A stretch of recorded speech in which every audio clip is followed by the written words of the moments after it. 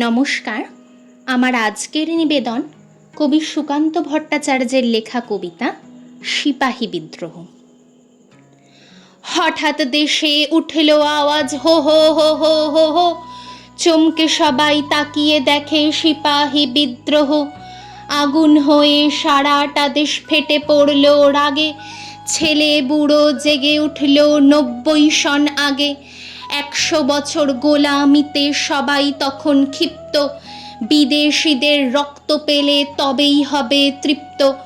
নানা সাহেব তাঁতিয়া টোপি, ঝাঁসির রানী লক্ষ্মী, সবার হাতে অস্ত্র নাচে বনের পশু পক্ষী। কেবল ধনী জমিদার আর আগের রাজার ভক্ত, যোগ দিল তা নয়কো দিল গরিবেরাও রক্ত। সবাই জীবন তুচ্ছ করে মুসলমান ও হিন্দু, সবাই দিতে রাজি তাদের প্রতি রক্ত বিন্দু। ইতিহাসের পাতায় তোমরা পড়ো কেবল মিথ্যে, বিদেশিরা ভুল বোঝাতে চায় তোমাদের চিত্তে।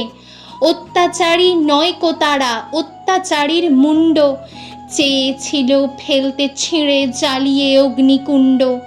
নানা জাতের নানান সেপাই, গরিব এবং মূর্খ, সবাই তারা বুঝেছিল অধীনতার দুঃখ। তাই তো তারা স্বাধীনতার প্রথম লড়াই লড়তে এগিয়েছিল মরণ বরণ করতে। আজকে যখন স্বাধীন হবার শেষ লড়াইয়ের ডঙ্কা উঠছে বেজে, কোনো দিকেই নেই কোনো শঙ্কা। জব্বলপুরে সেপাইদেরও উঠছে বেজে বাদ্য, নতুন করে বিদ্রোহ আজকেও নয়কো বাধ্য। তখন এদের স্মরণ করো নিত্য, এদের নামে এদের পণে সানিয়ে তোলো চিত্ত। নানা সাহেব তাঁতিয়া টোপি, ঝাঁসির রানী লক্ষ্মী, এদের নামে দৃপ্ত কিশোর খুলবে তোমার চোখ কি?